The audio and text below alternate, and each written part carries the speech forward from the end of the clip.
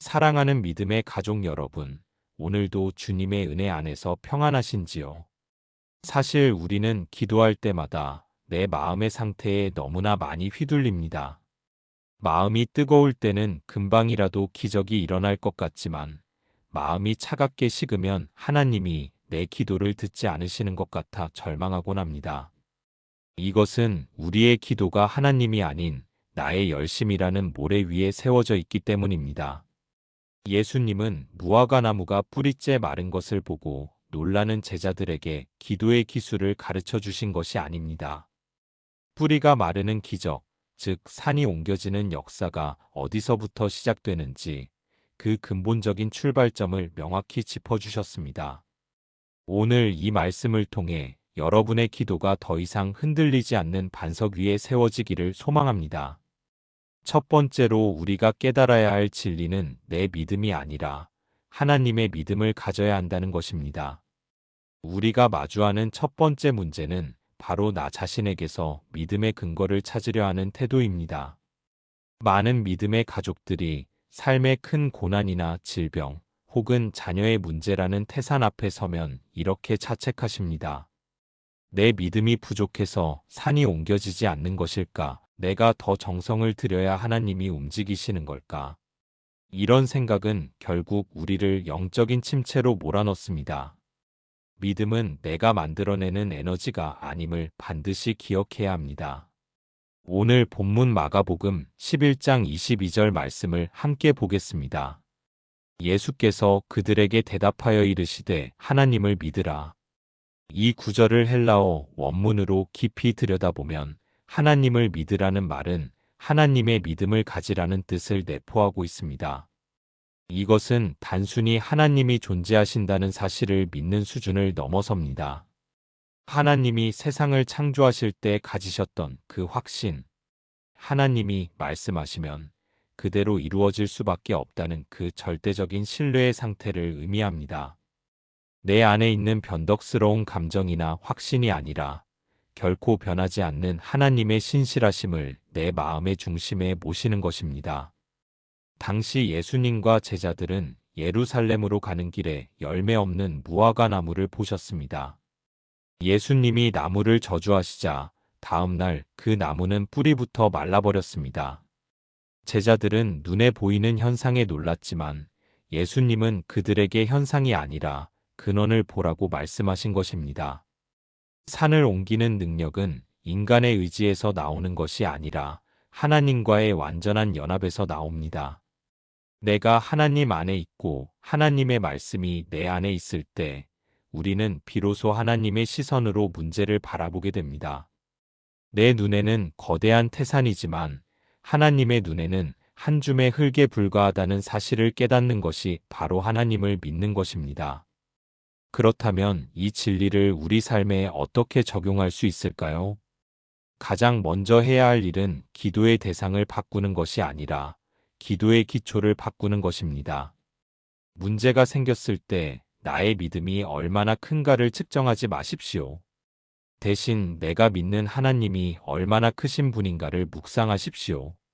어려운 상황이 닥칠 때마다 주님, 제 믿음은 연약하지만 하나님의 믿음이 내 안에서 역사하게 하소서라고 고백해 보시기 바랍니다. 내 결단은 아침에 세웠다가도 저녁이면 무너지지만 하나님의 약속은 천지가 변해도 영원히 변하지 않습니다. 그 영원한 약속을 붙잡는 것이 바로 기적의 시작입니다. 한 집사님의 이야기가 떠오릅니다. 이 집사님은 오랜 시간 동안 풀리지 않는 경제적인 문제로 인해 깊은 근심 속에 사셨습니다.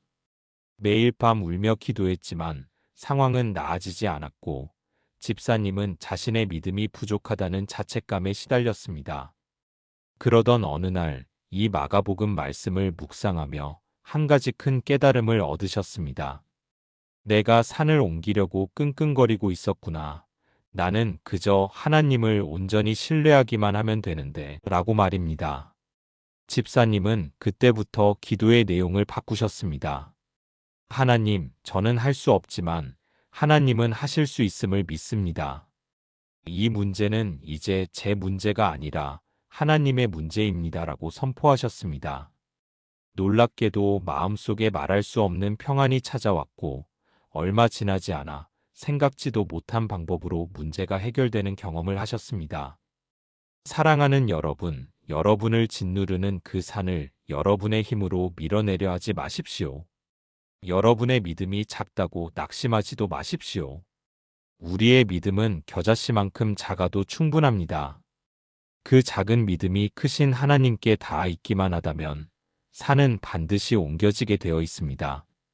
내 열심의 끈을 내려놓고 하나님의 전능하심을 붙잡는 오늘이 되시기를 간절히 바랍니다. 이제 우리는 하나님을 믿는 그 기초 위에서 어떻게 구체적으로 행동해야 하는지 다음 단계로 넘어가 보겠습니다. 두 번째로 우리가 붙잡아야 할 원리는 의심하지 말고 입술로 직접 명령하라는 것입니다. 우리의 두 번째 문제는 하나님께 간구만 할 뿐 우리에게 주신 권세를 사용하지 않는다는 점입니다. 우리는 보통 하나님, 저 산을 좀 치워주세요라고 말합니다. 하지만 예수님은 오늘 본문에서 전혀 다른 기도의 모델을 제시하십니다. 산을 치워달라고 하나님께 부탁하는 단계를 넘어 믿음의 당사자가 산을 향해 직접 명령하라고 말씀하십니다. 이것은 교만이 아니라 주님이 우리에게 부여하신 자녀의 권세를 사용하는 것입니다. 말에는 영적인 권세가 있고 그 권세는 우리의 믿음이 언어로 표현될 때 비로소 현실 세계에 나타나기 시작합니다. 마가복음 11장 23절 말씀을 함께 읽어보겠습니다. 내가 진실로 너희에게 이르노니 누구든지 이 산 떨어들리어 바다에 던져지라 하며 그 말하는 것이 이루어질 줄 믿고 마음에 의심하지 아니하면 그대로 되리라. 예수님은 누구든지라고 말씀하셨습니다. 특별한 능력을 갖춘 사람이나 대단한 신학적 지식이 있는 사람만이 아닙니다. 하나님을 믿는 자녀라면 누구든지 이 권세를 사용할 수 있다는 뜻입니다. 여기서 중요한 포인트는 산더러 말하는 것입니다. 산에 대하여 기도하는 것과 산에게 직접 말하는 것은 영적으로 큰 차이가 있습니다. 예수님께서 풍랑을 만났을 때를 기억해 보십시오. 예수님은 하나님께 풍랑을 멈춰달라고 기도하지 않으셨습니다. 대신 거친 파도를 향해 잠잠하라, 고요하라 라고 직접 명령하셨습니다. 마찬가지입니다. 여러분을 괴롭히는 질병의 산, 관계의 산, 절망의 산을 향해 예수님의 이름으로 선포해야 합니다. 내 감정은 여전히 두렵고 눈앞의 상황은 변하지 않은 것 같아도 하나님의 말씀을 근거로 하여 입술로 먼저 내뱉는 과정이 필요합니다. 그 말하는 것이 이루어질 줄 믿고 의심하지 않을 때 보이지 않는 영적 세계에서는 이미 변화가 시작됩니다. 이것을 우리 삶에 어떻게 구체적으로 적용할 수 있을까요? 오늘부터 여러분의 기도를 선포형 기도로 바꾸어 보십시오. 나를 짓누르는 우울함아 예수님의 이름으로 명하노니 떠나갈지어다. 우리 가정을 가로막는 어둠의 세력은 바다에 던져질지어다. 내 몸의 약한 부분은 예수님의 채찍에 맞음으로 치유되었음을 선포하노라. 이렇게 구체적으로 산의 이름을 부르며 명령하십시오. 처음에는 어색할 수도 있고 정말 효과가 있을까 하는 의심이 들 수도 있습니다. 하지만 그때마다 다시 이 말씀을 붙잡으십시오. 말하는 것이 이루어질 줄 믿고 의심하지 않으면 그대로 된다는 주님의 약속을 말입니다. 어느 권사님의 간증이 기억납니다. 오랜 시간 관계가 끊어진 자녀 때문에 가슴앓이를 하던 분이셨습니다. 아무리 타일러도 소용이 없었고 기도해도 자녀의 마음은 꽁꽁 얼어붙어 있었습니다. 그러던 중 이 말씀을 듣고 권사님은 전략을 바꾸셨습니다. 매일 아침 자녀의 방문을 잡고 선포하기 시작하셨습니다. 우리 아이의 마음을 닫고 있는 거부감의 산은 예수 이름으로 명하노니 바다에 던져질지어다. 하나님의 평강이 이 아이의 마음을 덮을지어다. 눈에 보이는 변화가 없어도 매일같이 입술로 선포하셨습니다. 놀랍게도 몇 달 뒤 그 완강하던 자녀가 먼저 전화를 걸어와 눈물로 화해의 손을 내밀었습니다. 입술의 선포가 산을 옮긴 실제적인 증거였습니다. 사랑하는 여러분, 여러분의 입술에는 세상을 이길 권세가 담겨 있습니다. 부정적인 말, 한탄하는 말, 안 된다는 말을 멈추고 주님이 주신 약속을 선포하십시오. 여러분이 말할 때 천군 천사가 움직이고 하나님의 능력이 여러분의 삶 속에 통로를 만듭니다. 의심이 찾아올 때마다 더 크게 선포하십시오. 상황이 산처럼 거대해 보일수록 더 당당하게 명령하십시오. 여러분의 믿음 섞인 그 한마디가 불가능해 보이던 현실을 뒤바꾸는 기적의 도구가 될 것입니다. 이제 우리는 산을 옮기는 믿음의 기초와 구체적인 선포의 방법을 배웠습니다. 하지만 여기서 멈추지 않습니다. 이 믿음이 현실에서 끝까지 열매 맺기 위해 반드시 지켜야 할 마음의 태도가 하나 더 있습니다. 우리의 신앙 여정은 결코 한 번의 선포로 끝나지 않습니다. 나무의 뿌리가 마르는데 시간이 걸리듯 우리 삶의 거대한 산이 바다에 던져지는 과정에도 우리가 견디어내야 할 영적인 과정들이 존재합니다. 이제 우리의 기도가 어떻게 실제적인 기적으로 완성되는지 그 깊은 내면의 원리들을 하나씩 살펴보겠습니다. 세 번째로 우리가 깊이 새겨야 할 원리는 이미 받은 줄로 믿고 감사하는 현재 완료형의 믿음입니다. 우리의 세 번째 문제는 기도를 마친 뒤에도 여전히 내 눈앞에 서 있는 산을 보며 절망한다는 점입니다. 입술로는 명령했지만 돌아서서 현실을 보면 산은 여전히 그 자리에 있고 상황은 조금도 변하지 않은 것처럼 보입니다. 이때 많은 분이 하나님이 내 목소리를 듣지 않으셨나? 혹은 내 선포가 아무런 힘이 없나? 하며 고개를 떨구십니다. 하지만 여러분, 보이지 않는 곳에서 이미 뿌리가 마르기 시작했음을 신뢰해야 합니다. 마가복음 11장 23절의 마지막 부분을 보면 예수님은 그 말하는 것이 이루어질 줄 믿고라고 말씀하셨습니다. 이것은 장차 이루어질 것을 기대하며 기다리는 수동적인 상태가 아닙니다.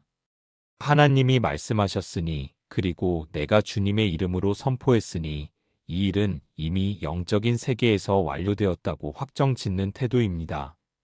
우리는 자꾸만 눈에 보이는 증거가 나타나야 믿으려 하지만 성경이 말하는 믿음은 보이지 않는 것들의 증거입니다. 산이 들려지는 소리가 들리지 않아도 파도가 치는 소리가 들리지 않아도 하나님의 약속을 붙잡은 그 순간 기적은 이미 시작되었습니다. 예수님께서 무화과 나무를 저주하셨을 때 겉모습은 여전히 초록색 잎이 무성했을 것입니다. 제자들이 보기에는 아무런 변화가 없는 평범한 나무였을 것입니다. 하지만 예수님의 말씀이 선포된 그 찰나에 보이지 않는 땅 밑 뿌리에서는 이미 생명력이 끊어지는 역사가 일어났습니다. 여러분의 문제도 마찬가지입니다.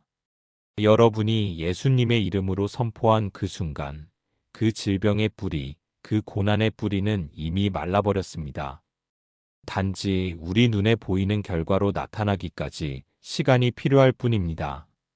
이 시간을 견디는 힘이 바로 이미 받은 줄로 믿는 확신에서 나옵니다. 이 진리를 우리 삶에 적용하기 위해서는 우리의 기도가 간구에서 감사로 바뀌어야 합니다. 주님, 산을 옮겨주실 줄 믿습니다가 아니라 주님, 이미 산을 옮겨주심에 감사합니다라고 고백해 보십시오. 아직 몸에 통증이 남아있어도 주님, 저를 이미 치유하셨으니 감사합니다라고 선포하는 것입니다. 환경은 여전히 막막해도 주님, 이미 피할 길을 내셨음을 믿고 찬양합니다라고 외치는 것입니다. 현실의 상황을 보고 믿는 것은 상식이지 믿음이 아닙니다. 상황은 절망적이나 하나님의 약속을 보고 기뻐하는 것, 그것이 바로 산을 옮기는 진짜 믿음입니다. 한 집사님의 간증이 이 원리를 너무나 잘 보여줍니다. 이 집사님은 도무지 해결될 기미가 보이지 않는 복잡한 송사에 휘말려 수년간 고통받고 계셨습니다. 매일 밤잠을 이루지 못하고 하나님께 이 억울함을 풀어달라고 애원했습니다. 그러던 어느 날 오늘 이 본문 말씀을 읽으며 깨달음을 얻으셨습니다. 하나님은 이미 승리를 주셨는데 나는 왜 패배자처럼 울고만 있는가? 그날부터 집사님은 기도실에 앉아 아직 끝나지 않은 재판 결과를 두고 미리 감사의 기도를 드리기 시작했습니다. 하나님, 공의롭게 판단하시고 이미 선한 길로 인도하셨음을 감사합니다. 주변 사람들은 미쳤다고 할지 몰라도 집사님의 마음속에는 이미 평강의 바다가 넘쳤습니다. 놀랍게도 얼마 후 전혀 기대하지 않았던 증거들이 나타나며 모든 상황이 집사님에게 유리하게 종결되었습니다. 사랑하는 여러분, 믿음은 시간을 앞당기는 힘이 있습니다. 내일의 기적을 오늘로 가져와 미리 누리는 것이 믿음입니다. 여러분을 괴롭히는 그 문제가 아직 그 자리에 있습니까? 상관없습니다. 하나님의 시계는 이미 그 산을 치우셨습니다. 여러분의 영적인 눈을 들어 이미 이루어진 하나님의 나라를 바라보십시오. 그리고 그 기쁨을 오늘 지금 이 순간 마음껏 누리며 감사하십시오. 여러분의 감사가 마귀를 떨게 하고 산을 바다로 던지는 가장 강력한 가속도가 될 것입니다. 이제 네 번째로 우리가 주목해야 할 원리는 마음의 의심을 다스리고 하나님의 평강을 지키는 것입니다. 우리의 네 번째 문제는 입술로는 선포하지만 마음 한구석에는 여전히 불안의 씨앗을 품고 있다는 점입니다. 예수님은 산더러 들리어 바다에 던져지라 하며 그 말하는 것이 이루어질 줄 믿고 마음에 의심하지 아니하면이라고 강조하셨습니다. 왜 굳이 마음에 의심하지 말라는 조건을 덧붙이셨을까요? 그것은 우리의 마음이 모든 생명의 근원이자 능력이 흘러나오는 통로이기 때문입니다. 입술의 선포가 총알이라면 마음의 믿음은 그 총알을 발사하는 화약과 같습니다. 화약이 젖어 있으면 아무리 성능 좋은 총알이라도 힘을 발휘할 수 없습니다. 마가복음 11장 23절에서 의심이라는 단어는 헬라어로 디아크리노라고 합니다. 이것은 마음이 두 갈래로 나뉘어 서로 싸우는 상태를 의미합니다. 하나님의 약속을 믿는 마음과 세상의 형편을 보는 마음이 내 안에서 전쟁을 벌이는 것입니다. 많은 믿음의 가족들이 기적을 경험하지 못하는 이유는 능력이 부족해서가 아니라 이 나뉘어진 마음 때문입니다. 한 발은 반석 위에 두고 한 발은 모래 위에 둔 채 흔들리고 있는 것입니다. 의심은 결코 부끄러운 일이 아니지만 방치하면 믿음의 꽃을 피우지 못하게 만드는 잡초와 같습니다. 우리의 마음은 마치 왕좌와 같습니다. 그 왕좌에 누가 앉아 있느냐가 중요합니다. 내 생각과 경험, 의사들의 진단, 경제 전문가들의 전망이 내 마음의 왕좌를 차지하고 있으면 의심은 당연한 결과입니다. 하지만 그 자리에 하나님의 살아있는 말씀을 모셔야 합니다. 예수님은 베드로가 물 위를 걷다가 바람을 보고 무서워하여 빠져갈 때 왜 의심하였느냐라고 물으셨습니다. 베드로의 믿음이 사라진 것이 아닙니다. 단지 시선이 예수님에게서 거친 파도로 옮겨졌을 뿐입니다. 의심을 이기는 유일한 길은 시선을 고정하는 것입니다. 이를 위해 우리는 매일의 영적 훈련이 필요합니다. 의심이 찾아올 때 그것을 내 생각이라고 인정하지 마십시오. 의심아, 너는 내 생각이 아니다. 나는 하나님의 말씀을 선택한다라고 단호하게 거절하십시오. 여러분의 마음을 하나님의 말씀으로 가득 채우는 것이 중요합니다. 빈 방에는 먼지가 쌓이듯 말씀이 비어있는 마음에는 의심이 쌓입니다.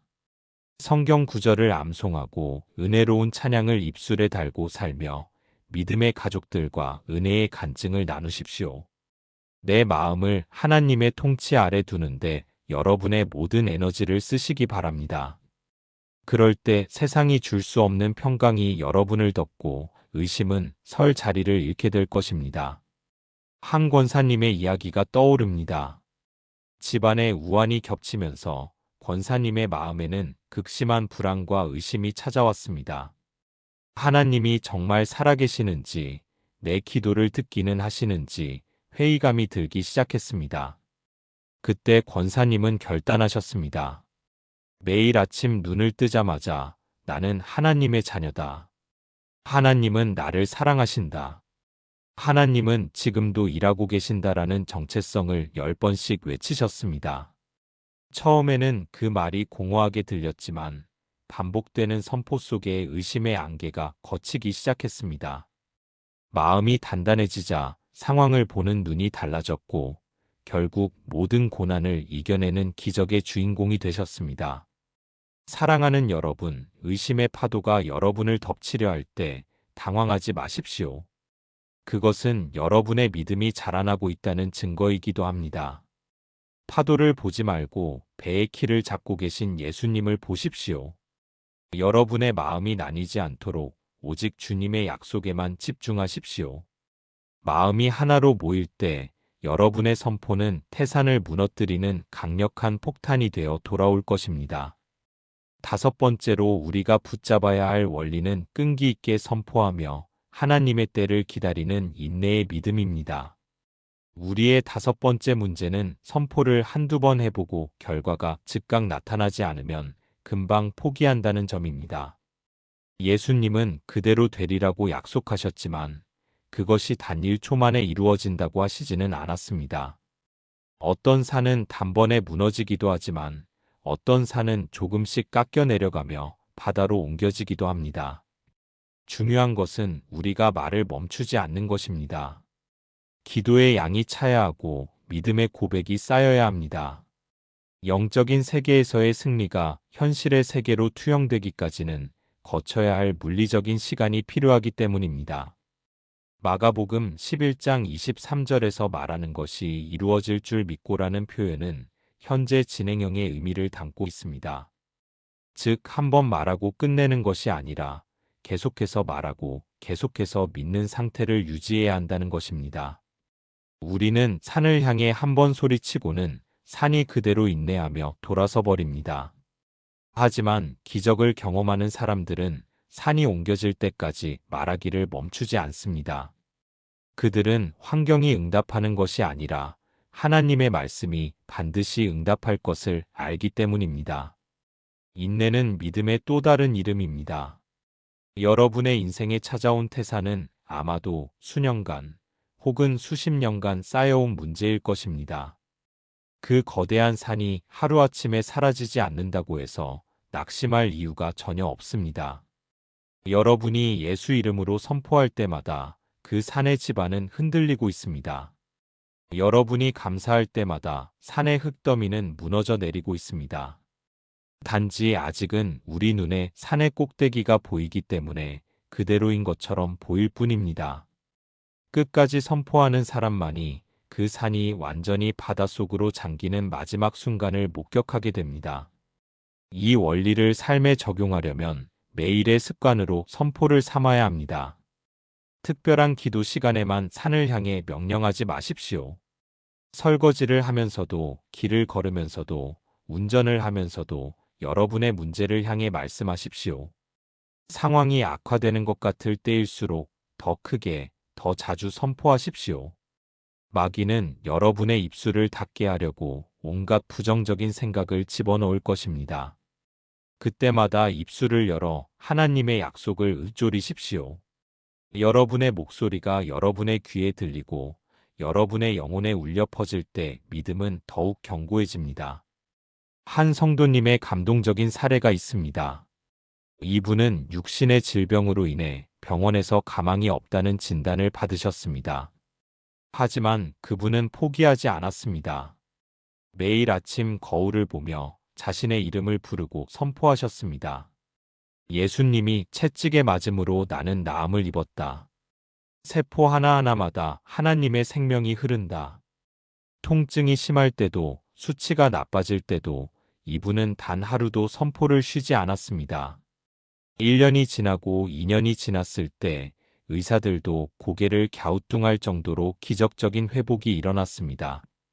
끝까지 멈추지 않았던 입술의 고백이 죽음의 산을 옮긴 것입니다. 사랑하는 여러분, 지금 포기하고 싶으신가요?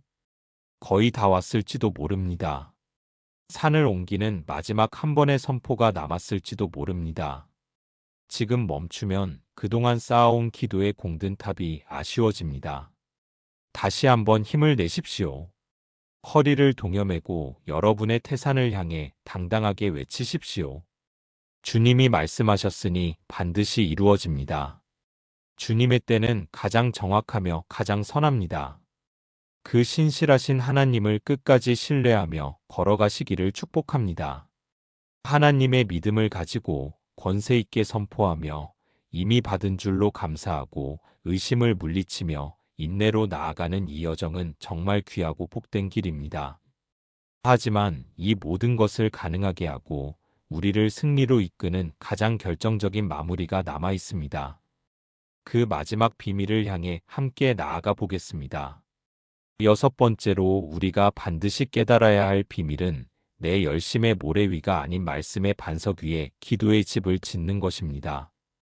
우리가 흔히 겪는 마지막 장애물은 기도의 양이나 뜨거움에 집착하는 것입니다. 많은 분이 내가 어제보다 덜 뜨겁게 기도해서 산이 안 옮겨지는 것은 아닐까, 혹은 내 눈물이 부족해서 하나님이 응답하지 않으시는 것은 아닐까 하며 불안해하십니다. 하지만 사랑하는 여러분, 오늘 저는 여러분께 조금 충격적인 말씀을 드리고 싶습니다. 열심히 기도하지 마십시오. 이 말이 이상하게 들리실 것입니다. 새벽마다 무릎을 꿇고 눈물을 흘리라고 하더니 이제 와서 열심히 하지 말라니요. 하지만 제가 드리는 말씀의 본질은 여러분의 감정이나 열심을 기도의 기초로 삼지 말라는 뜻입니다. 감정은 안개와 같아서 아침에는 뜨거웠다가도 저녁이면 차갑게 식어버립니다. 열심은 지치기 마련이고 시간이 지나면 무너지기 쉽습니다. 내 열심이라는 모래 위에 지은 기도의 집은 인생의 작은 폭풍에도 금방 흔들리고 맙니다. 마가복음 11장 23절에서 예수님께서 강조하신 것은 우리의 어떠함이 아니라 하나님의 약속이 그대로 되리라는 사실 그 자체입니다. 예수님은 기도를 얼마나 길게 해야 하는지, 얼마나 목소리를 크게 내야 하는지에 대해 말씀하지 않으셨습니다. 다만 그 말하는 것이 이루어질 줄 믿으라고 하셨습니다. 이것은 기도의 기초가 내가 아닌 하나님께 있어야 함을 의미합니다. 반석 위에 집을 짓는다는 것은 내 기분과 상관없이, 내 형편과 상관없이 기록된 하나님의 말씀을 굳게 붙드는 것입니다. 비가 내리고 창수가 나고 바람이 불어 그 집에 부딪히되 무너지지 아니함은 주추를 반석 위에 놓은 까닭이라고 하신 말씀을 기억하십시오. 여러분의 기도가 응답받는 이유는 여러분이 대단한 정성을 들였기 때문이 아니라 여러분이 붙잡은 하나님의 말씀이 대단하기 때문입니다. 그렇다면 이 진리를 어떻게 우리 삶에 구체적으로 적용할 수 있을까요? 기도의 자리에 앉을 때마다 먼저 선포하십시오. 주님, 오늘도 제 감정이나 의지를 의지하지 않습니다. 오직 변치 않는 주님의 말씀 위에 제 기도를 올려드립니다. 내 마음이 요동치고 산이 여전히 거대해 보일지라도 기록된 말씀이 산더러 들리어 바다에 던져지라고 하셨으니 그 말씀이 반드시 승리할 것을 믿습니다. 이렇게 기도의 주도권을 하나님께 내어드리는 훈련을 하십시오. 내가 산을 밀어내려고 애쓰는 것이 아니라 말씀의 파도가 산을 쓸어버리게 하는 것입니다. 여러분의 힘을 빼고 하나님의 능력이 흐르게 하는 통로가 되십시오. 그것이 가장 빠르고 확실하게 산을 옮기는 비결입니다. 한 집사님의 일화가 생각납니다. 이 집사님은 교회의 누구보다 뜨겁게 기도하는 분으로 유명하셨습니다. 하지만 정작 본인의 삶에 닥친 큰 환난 앞에서는 무너지고 마셨습니다. 자신이 그렇게 눈물로 호소했는데 왜 상황은 더 나빠지는지 이해할 수 없었기 때문입니다. 집사님은 기도에 열심히 식자 하나님이 자신을 버리셨다는 생각에 사로잡혀 절망의 늪에 빠지셨습니다. 그때 한 목회자의 조언을 통해 자신의 기도가 반석이 아닌 감정이라는 모래 위에 있었음을 깨달으셨습니다. 집사님은 그때부터 눈물을 닦고 묵묵히 성경을 펴서 하나님의 약속을 읽기 시작하셨습니다. 감정이 메말라 아무런 느낌이 없을 때도 나는 이미 예수 안에서 승리했다는 말씀을 소리내어 읽으셨습니다. 놀랍게도 감정이 아닌 말씀에 뿌리를 내리자 마음의 요동이 사라졌고 얼마 지나지 않아 그토록 원하던 기적의 문이 열렸습니다. 사랑하는 여러분, 이제 무거운 짐을 내려놓으십시오. 여러분의 열심으로 하나님을 설득하려 하지 마십시오. 하나님은 이미 여러분을 사랑하시고 여러분의 모든 필요를 알고 계십니다. 우리가 할 일은 그저 주님이 놓으신 말씀의 반석 위에 굳게 서서 태산을 향해 주님의 권세를 선포하는 것입니다. 내 안에 힘을 빼고 주님의 평강을 채울 때 비로소 산이 바다로 옮겨지는 기적의 정과정을 평안 중에 목격하게 될 것입니다. 여러분의 기도가 흔들리지 않는 기초 위에 세워져 세상이 감당하지 못하는 능력이 되기를 축복합니다. 이제 마지막 7번째로 우리가 붙들어야 할 가장 아름다운 원리는 기적을 넘어 기적을 주시는 하나님과 동행하는 삶입니다. 우리의 마지막 문제는 기적이 일어나면 다시 예전의 삶으로 돌아가 버린다는 점입니다. 산이 옮겨지는 것은 인생의 목적이 아니라 우리가 하나님과 더 깊은 관계 속으로 들어가는 통로일 뿐입니다. 우리는 종종 산을 옮겨주시는 하나님의 손에만 집중한 나머지 그 손을 내미신 하나님의 얼굴을 잊어버리곤 합니다. 진정한 기적은 산이 사라지는 것이 아니라 그 산을 마주했던 내가 하나님을 아는 지식에서 자라나고 하나님의 성품을 닮아가는 것입니다. 하나님은 기적을 통해 우리에게 당신이 누구신지를 보여주길 원하십니다. 마가복음 11장 22절에서 예수님은 하나님을 믿으라고 가장 먼저 말씀하셨습니다. 이것은 모든 능력의 근원이 인격적인 하나님과의 관계에서 나온다는 것을 잊지 말라는 경고이자 약속입니다. 산이 옮겨진 뒤에 우리가 교만해지거나 다시 세상의 가치관으로 돌아간다면 그 산이 옮겨진 것은 우리에게 진정한 복이 되지 못합니다. 하나님은 우리가 단순히 문제를 해결받는 것을 넘어 매일의 삶 속에서 주님과 함께 걷는 예배자가 되기를 갈망하십니다. 기적은 한 번의 사건이지만 동행은 영원한 상태입니다. 우리는 산을 옮기는 권세를 사용하는 동시에 그 권세를 주신 주님 앞에 겸손히 엎드리는 법을 배워야 합니다. 이 원리를 우리 삶에 적용하기 위해서는 기적의 이유를 준비해야 합니다. 문제가 해결되었을 때 무엇을 할 것인가를 미리 결정하십시오. 주님, 이 산이 옮겨지면 제가 주님의 살아계심을 증거하는 통로가 되겠습니다. 이 고난을 통해 얻은 위로로 고통받는 다른 이들을 안아주는 사람이 되겠습니다. 이런 거룩한 목적이 기도를 이끌게 하십시오. 기적의 열매를 나 혼자 독점하려 하지 않고 하나님의 나라를 위해 유통하려 할 때 하나님은 더 큰 산을 옮길 수 있는 권세를 우리에게 맡겨주십니다. 나의 유익이 아닌 하나님의 영광을 위해 선포할 때 그 기도는 결코 땅에 떨어지지 않습니다.